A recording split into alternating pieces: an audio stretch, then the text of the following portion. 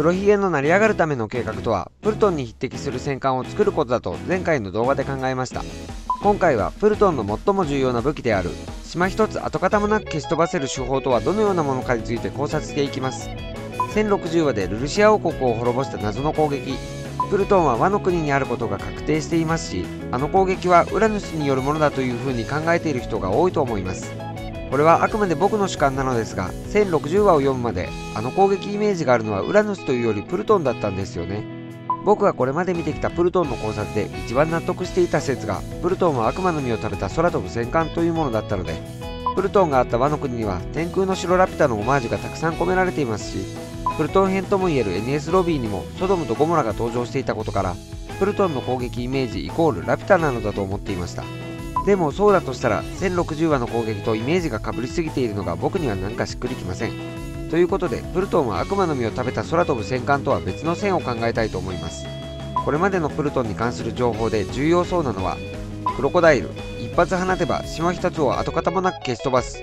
アイスバーグ、プルトンとは遠い昔この島で作られた戦艦の名だ。すき焼き、プルトンを取り出すには壁を取り払う必要があるの3つでしょう。これらの情報が正しいのであれば、プルトンの手法は島一つを跡形もなく消し飛ばせなければいけません。そんなとんでもない化学兵器をアイスバーグとフランキーは図面を見ただけで理解したということでしょうか。そうは考えづらいので、科学技術以外の方法も視野に入れて考えていきます。作中、島が跡形もなく消えたと表現されているのはエンジェル島とゴッドバレーです。エンジェル島を消し飛ばした雷轟は雲からの攻撃という点でルルシアとのイメージが被るため、今回はゴッドバレーを考えます。ゴッドバレー事件は38年前の出来事であり、当然プルトンはワノ国にあります。ならばゴッドバレーを消せるのは1060話のウラヌスしかないと言ってしまえばそこまでですが、世界政府の重要な秘密を知ってしまった小原にはバスターコールなのに、どんな理由かは明らかになっていないけど、世界政府加盟国だったルルシア王国にはウラヌスで攻撃では対象を消すことの重要性と火力のバランスが合っていません。だとすると小原を消した22年前にはウラヌスはまだ使えなかったと考えるのが自然だと思います。ではどうやってゴッドバレーを跡形もなく消したのか。そのヒントは作中に出てきたもう一つの跡形もなくという言葉にあります。アラバスタ編でクロコダイルが語っていたように、NS ロビー編でプルトンを手に入れようとしていた CP9 のブルーノが、お前が言っているのは2つ口にしたものの事例だ。体が跡形もなく飛び散って死ぬというな、と言っています。これは悪魔の実の話をしているシーンですが、化学兵器でないのであれば島を跡形もなく消し飛ばす方法はもうこれしかないでしょう。悪魔の実を砲弾にして島に食べさせるんです。これから僕がこの考察のヒントになっていると思うシーンを紹介していきます。はじめはこじつけだと考えるかもしれませんが、ちょっと我慢してみてください。ヒントの多さに納得するはずです。では行きます。黒ひげのイメージ動物はカバです。カバといえばホワイトオーキー、通称ケカバの毛皮をかぶったワポロを思い浮かべますが、ワポルのドラム王国最終兵器はロイヤルドラムクラウン7連ショットブルキングキャノンでした。特に必要がなかったようにも思えるこの最終兵器。問題は全てに伏線を仕込む小田先生がなぜわざわざこれを描いたのか。ワポルは兵器を撃つ時に消し飛べと言っていますが、これがクロコダイルがプルトンを語った時の消し飛ばすと重なります。消し飛ばす、あまり使うフレーズではないと思いますが、これが頻繁に出てきたのが大砲好きで有名な海賊として登場したバギーとの戦い。初登場の第9話からバギーがぶっ飛ばされる第20話までの間に7回も消し飛ぶ、消し飛ばす、消し飛べといったフレーズが出てきます。そしてバギー編である第19話の扉絵にはルフィに向けて口を開けるカバ。ルフィが座る箱にはなぜかデンジャーの文字。タイトルは悪魔の実。このカバとブリキングキャノンが関連付けされていたと考えたらどうでしょう。悪魔の実を発射するキャノンという意味が込められていそうですよね。ブリキングキャノンは結果不発だったのですが、見ようによってはスノーバードを発射しています。これはゾーン系悪魔の実を表しているのだと思います。今のところ物に悪魔の実を食べさせた例がゾーン系しかないので、攻撃対象にゾーン系の実を食べさせるのかもしれません。これは僕の主観ですが、ワンピースって生き物やそのイメージを飛ばす描写が多いと思います。例えばエネル。エネルはゴロゴロの実の能力者で雷様なので、背中に太鼓を背負っていても違和感を覚えにくいですが、よくよく考えるとエネルが信じているフェアリーバースにいると伝わる神が太鼓を背負ってでもいない限り、エネルがなぜわざわざ背負っているのか謎ですよね。エネルがこの太鼓をドドンと2回打つと、火の起点、ジャムブールといった動物型の雷が飛び出します。このドドンと太鼓を打つ音が大砲を2発撃つイメージです。アラバスタ編ではビビを時計台に飛ばすためにナミがウソップを打ち上げ、そこからサンジとゾロが打ち上げました。他にもフォクシーのノロノロフォクシーフェイスボム、フランキー一家名物何でもキャノン、ウソップの必殺鉄人彗星も砲弾はフランキー、魚人島では人間の海賊たちがまとまとの能力で飛ばされてきました。チョパファージネブライザーはウイルスを砲弾にしています。極めつけはワンピースフィルム Z 映画連動特別編 Z の野望です。大砲の砲弾が尽きてしまったネオ海軍の隊員たちは自分の乗っている小型船ごとミサイルのように体当たりをしてきます。これは未遂に終わってますけど、トビウオライダーズも体当たりをやろうとしていました。デュバルの言うゼロファイトはゼロ戦による特攻をイメージさせます。これは大人が見れば誰もが神風特別攻撃隊や人間魚雷回転を連想する映像で、何か意図があるのでなければ子供たちも見るアニメには採用しない攻撃法であったと思います。他には中に入っているのが生物のみではないですが、空島編の弾の指令もヒントかもしれません。細かいのまで含めるとまだまだありますが、これだけ生物を飛ばす描写があるのはきっと意図的です。ではどうやって悪魔の実を砲弾にして砲撃対象を跡形もなく消し飛ばすのか。ここは正直悪魔の実を食べさせる方法が判明しないことには考察のしようがないのですが、2つの悪魔の実で攻撃するというヒントは作中に他にも出ています。プルトン編であるアラバスタでは直径5キロを吹き飛ばす砲弾が登場しました。それの狙撃手を任されていたのがミスターセブンとミス・ファザーズデーですが、この2人の攻撃レディースマッシュは銃弾を衝突させ破裂させるというものでした。弾に弾を当てるというものすごい射撃の技術で大して意味があるかわからないことをしていますよね。これもヒントだと思います。そして一番のヒントはサラサラの実モデルアホロートルを食べたゲル状有毒ガスのスマイリーです。このゲルは毒ガス爆弾 H2S ガスを圧縮したものでした。殺戮兵器と呼ばれたスマイリーは飴を取り込み、その後死んでガスに戻りました。ブルックが飴のことを弾と言っているので、これが2発目の弾のイメージです。この時はシーザーが飴に改良点である毒が効いた後に避難できないように固める成分とスマイリーを殺す成分を入れていたと思いますが、この飴が悪魔の実だった場合は物であっても跡形もなく消し飛ぶというヒントではないでしょうか。注目はゲルが剣や銃とは違い形や量が一定ではないということです。一塊になっていれば一つのものと考えることができるのであれば、島に悪魔の実を2つ食べさせ消し飛ばすこともできるのだと思います。砲弾として撃つ理由は近くにいては消し飛ぶ衝撃波に巻き込まれるからでしょう。バロックワークスの2人もシーザーの部下たちも兵器の攻撃範囲に入っていたことが近くにいて島を消し飛ばすことは危険だという暗示になっていると思います。攻撃のイメージはおそらくアラバスタ編とスリラーバーグ編にヒントがあると思います。プルトンとはギリシャ神話の冥府神ハーデースの別名なので、同じく冥府イメージのスリラーバーグはプルトン編と言えると思います。スリラーバーグ編はとにかく合体技が多いです。3時のアルメドレールシュートとチョッパーのコクテーロゼを混ぜ合わせたロゼオシュート、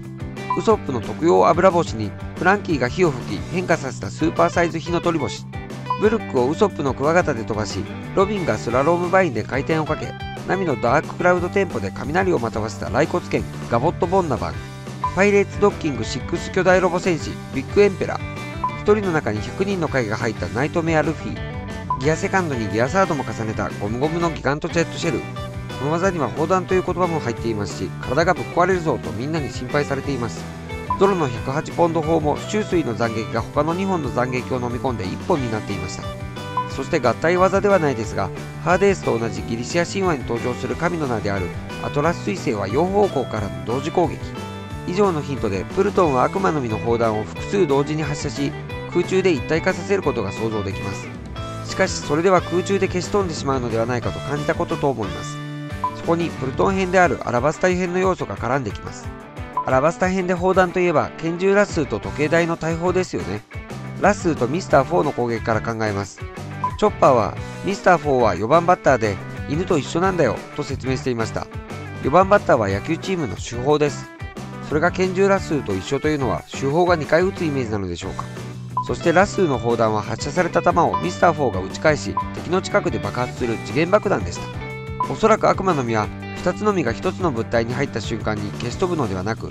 消し飛ぶまでに多少の時間があるため、そこを計算に入れた砲撃が必要なのだと思います。時計台の砲弾も時限爆弾だったので同じイメージですね。というわけで結論、プルトンは悪魔の実を同時に複数発射し、空中で一体化させ砲撃目標を消し飛ばす手法を持つ戦艦である。黒ひげはドラム王国を滅ぼした後から能力者狩りを始めましたよね。強力な能力は巨艦船長たちが食べていることが分かりますが、その何倍も集めたであろう特に必要ではない悪魔の実はどこに行ったのか。今のところ百獣海賊団のように部下を能力者集団にしている描写はありません。つまり黒ひげの能力者狩りは砲弾を集めるためだったと思います。ここまで悪魔の実を砲弾にするという話をしてきましたが、これがもし可能であればワンピースの世界の問題を一つすっきり解決できるかもしれません。世界を真っ二つに分けてしまっており、その上に住む者たちが神であるというレッドライン。レッドラインは赤土だけでできている一塊だと考えるなら、プルトンによって跡形もなく消すことができるのかもしれません。そうなるとレッドラインの上にあったマリー・ジョアが海中に落下し、結果的に魚人島を滅ぼすことになるかもしれません。マリー・ジョアの下の壁に砲弾のように激突したバーソロミュークマやウソップが世界政府のシンボルを撃ち抜いた火の鳥星もその暗示かもしれません。次は黒ひげが手に入れる船の造形について考察します。僕が考えるプルトンとはパドルシップ。一番理解しやすい理由はユデロンさんも言っているように、ワノ国の開国とプルトンがセットになっており、プルトンには日本に開国を要求したペリーの黒船のイメージがあると考えるからです。ペリーの乗っていたサスケ花号はワンピースの世界でいうところのパドルシップです。皆さんちょっと思い返してみてほしいんですけど、古代兵器の名がウラヌス、プルトン、ポセイドンだと判明した時どう考えました？天空神ウラヌスは空、冥府と地下資源の神プルトンは地下、もしくは大地、海と地震の神ポセイドンは海に関係した兵器だと考えたはずです。しかしプルトンが戦艦と呼ばれているので大地が連想から外れたんじゃないですか？でもワンピースの世界には陸を走れる船がありましたよね。そう、ペッジの船ノストラカステロ号です。他にもパドルシップといえばウォーターセブンのパフィングトム、頂上決戦に登場した白ひげのパドルシップ。作中にパドルシップが登場した時は基本的に外輪で走るイメージが持たされていると思います。まだ陸を走っていないパドルシップはプルトンの設計図を見たフランキーが作ったサニー号ですね。今後陸を走る展開があるのかも。さらにサンファンウルフが船のみモデルパドルシップの能力者ではと考える理由があります。巨大戦艦サンファンウルフの身長は最大で180メートルですので、戦艦180メートルで検索をかけてみました。すると全長180メートルぴったりのドイツのバイエルンという名の戦艦が出てきました。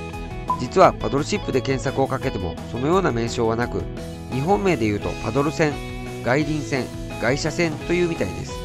外車船、バイエルン、ウルフから連想できるもの、それはバイエルンの狼 BMW です。他にもフィアットやポルシェなど外車メーカーを連想させるものが作中にあるので、180メートルという数字は適当につけた数字ではなく戦艦バイエルンから取っていると思います。では戦艦が陸を走れるというのはどういうことかというと、それはもう巨大な戦車です。ノストラカステロ号もキャタピラで走行していますのでほぼ戦車です。拳銃ラッスーもミスゴールデンウィークの夢の虹色で変身した思い描く理想の姿は戦車でした。プルトンの完成形を知る男フランキーは第607話の扉絵ではキャタピラで走行するバイクを作り、第536話の扉絵ではアルパカを戦車に改造しようとしています。先ほどの Z の野望に悪魔の実を食べたバズーカアルパカチーノが登場していますので、ギャングイメージと戦車のイメージがペッジのノストラカステロ号と一致します。どうでしょうか？プルトンがパドルシップだという風に思えてきたのではないでしょうか。そう考えるとパドルシップが描かれるたびにやるパドルシップを止めようとする行為、フランキー、横綱、白ひげ、オーブン、その中で唯一止められたのは白ひげだけでしたよね。白ひげのグラグラの能力は地震のイメージがあります。地震、雷、火事を得ずというように陸地を走る戦車にとって一番恐れるものは地震だからこそ、グラグラの能力を手に入れた後、誰にも俺を止められねえよさと言ったのかも。誰にも止められない黒ひげ、もしかしたら黒ひげの乗るプルトンを止めるのは地震の神ポセイドンになるかもしれません。では最後に黒ひげがなぜサンファンウルフがパドルシップだと知っていたのかについてお話しします。僕は以前の動画で黒ひげにはロックスが憑依しているという考察をしています。そのロックスの船が描かれたこの一コマ、街の人たちが逃げ回っているのですが、明らかに船と人との距離が近すぎます。海から海賊船が来たのであれば、さすがに岸にたどり着く前にもっと逃げられるはずですし、まるで船が陸上にあるかのように土ぼこりも上がっています。つまりロックスの船はパドルシップなのであり、それがサンファンウルフなのではないでしょうか。そう考えるなら黒ひげのこれからの計画は38年前に止まったままのロックスの計画になります。ワクワクしますよね。この先の展開予想を少ししますが、今回の考察は物に悪魔の実を食べさせる方法を知ることが必須条件です。そういう意味では黒ひげがベガパンクを狙うという展開があるのではないかと思います。今回の考察は以上です。次はロード・ポーネイグリフの考察か最新話の考察をするか考え中です。これらも誰も言ってないような考察内容だと思うので、興味ある方はチャンネル登録をお願いします。できればどんなことでもいいのでコメントも書いてくれると嬉しいです。それではまた次回。